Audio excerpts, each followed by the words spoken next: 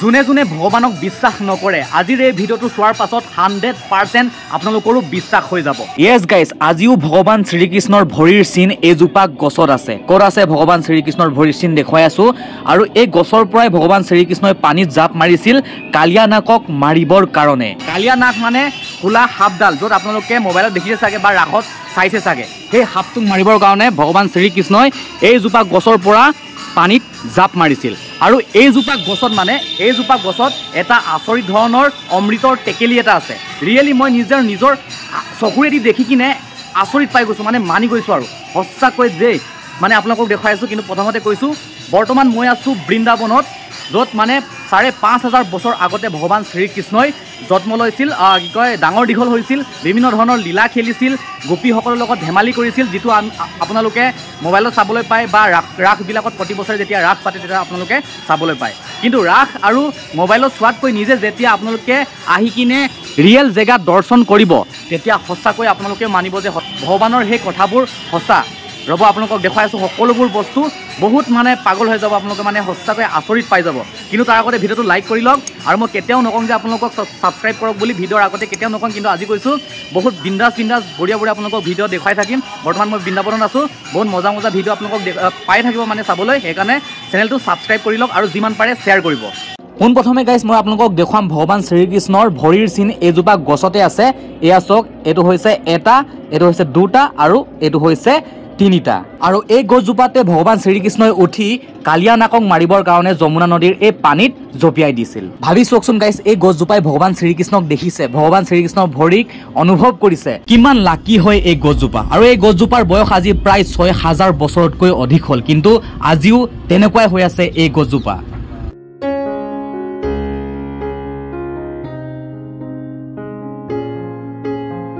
ভগৱান শ্ৰীকৃষ্ণই কৈছিল বোলে এইজোপা গছ মানে অমৰ হৈ গ'ল। আৰু ইয়াত ৰহস্যময় এটা অমৃতৰ টেকেলি আছে, যিটো টেকেলি গৰুণ দেৱে ওপৰৰ পৰা উৰাই লৈ যাওঁতে তাৰমানে ওপৰৰ পৰা এটা টেকেলি আহি কিনে এই গছজোপাত মানে পৰিলে। সেই গছজোপাত আজিও মানে সেই টেকেলিটো আছে। আপোনালোকক মই এতিয়া দেখুৱাইছোঁ সেই অমৃত টেকেলিটো কেনেকুৱা দেখাত। তো গাইজ, সেই ৰহস্যময় অমৃত টেকেলিটো এইটো দেখিছেনে আপোনালোকে? অকণমান জুম কৰি দেখুৱাই আছোঁ, ৰ'ব 1 ছেকেণ্ড। এইয়া এই টেকেলিটো দেখিছেনে? এইটো হৈছে অমৃতৰ টেকেলিটো আছিলে মানে সেইটো। মানে সকলোবোৰ ৰিয়েল বস্তু গছৰ মানে আকাৰটো লৈ ল'লে। গছৰ যেনেকৈ শিপা হওক ডাল হওক তেনেকুৱা আকাৰ লৈ ল'লে। আগতে মানে সোণৰ টেকেলি আছিলে আৰু লাহে লাহে সময়ৰ পৰিৱৰ্তনৰ লগে লগে মানে গছৰ আকাৰটো লৈ ল'লে। আৰু গাইজ এইয়া চাওক, এইটো হৈছে কালিয়া নাগ। আৰু ভগৱান শ্ৰীকৃষ্ণ দেখিছেনে মূৰ্তিটো বনাই থোৱা হৈছে। মানে একজেক্টলি এই ঠাইখনতে মানে এই ঠাইডোখৰতে মানে কালিয়া নাগক ভগৱান শ্ৰীকৃষ্ণই মাৰিছিল মানে, আৰু তাৰ ওপৰত নৃত্য কৰিছিল। চাওক, এয়া চাওক, দেখিছেনে? আৰু এই যে পানী দেখিছে, আগতে মানে এয়া হৈছে যমুনা ৰোডৰ মানে হৈছে যমুনা নদীৰ ধাৰা আছিলে। আগতে এইখিনিলৈ নদীটো আছিলে, কিন্তু লাহে লাহে আগলৈ হৈ গ'ল মানে যমুনা নদীটো। মই আপোনালোকক অলপ পাছত গৈ দেখুৱাই আছোঁ। আৰু এই দৃশ্যটো চাওক, দেখিছেনে? মূৰ্তিকে বনাই থোৱা আছে। আৰু একজেক্টলি এই জেগাটোতে মানে ভগৱান শ্ৰীকৃষ্ণই কালিয়া নাগক মানে মাৰিছিল। এয়া চাওক। আৰু গছজোপা চাওক, সেইজোপা গছ 5,000 বছৰ আগৰ পুৰণা গছ। আৰু সেই গছৰ ওপৰৰ পৰাই ভগৱান শ্ৰীকৃষ্ণই জাপ মাৰিছিল কালিয়া নাগক মাৰিবৰ কাৰণে। এয়া দেখিছেনে? ইয়াত এটা বান্দৰ, এইফালে এটা বান্দৰ, এইফালে গোটেই বান্দৰে বান্দৰ। এয়া চাওক, দেখিছেনে? ইয়াত গাইজ বান্দৰ বহুত ভয়ংকৰ আছে।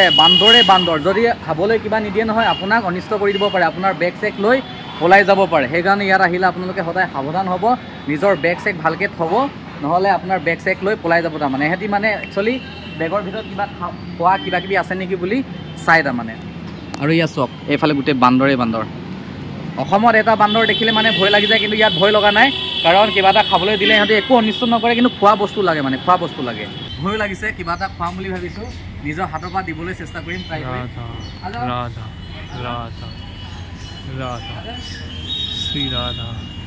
শ্ৰী ৰাধা।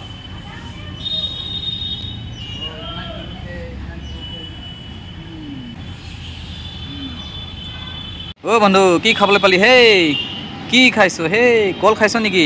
আৰু গাইজ এই ডালটো চাওক, এই ডালতে মানে ভগৱান শ্ৰীকৃষ্ণই তাৰমানে এটা গছক মাৰি দিছিল। আৰু গছক মৰাৰ কাৰণে মানে ডালটো হাৱলি গ'ল। আৰু ইয়াক ছাপোৰ্ট কৰিবৰ কাৰণে আৰু ইয়াক ছাপোৰ্ট দিবৰ কাৰণে এইটো চাওক এটা পোষ্ট ঢালাই কৰা আছে, মানে ছাপোৰ্ট যাতে পৰি নাযাওক, সেইটো কাৰণে মানে এইটো এনেকৈ ছাপোৰ্ট দিয়া হৈছে। আৰু এইজোপা যে এইজোপা গছৰ এই ডালটো বহুত মানে ৰহস্যময় ধৰণৰ মানে ডাল হয়। আৰু এই ভিতৰত মানে একদম খোকোলাটো মানে একো নাই আচৰিত ধৰণৰ বস্তুটো হৈছে গোটেই মানে খোকোলা হয় গছজোপা, ভিতৰত একো নাই, কিন্তু আজিও তাৰমানে জীয়াই আছে গছজোপা। তেন্তে ভাবক কিমান আচৰিত ধৰণৰ বস্তু হয়। আৰু এইটো যে আপোনালোকে দেখিছে,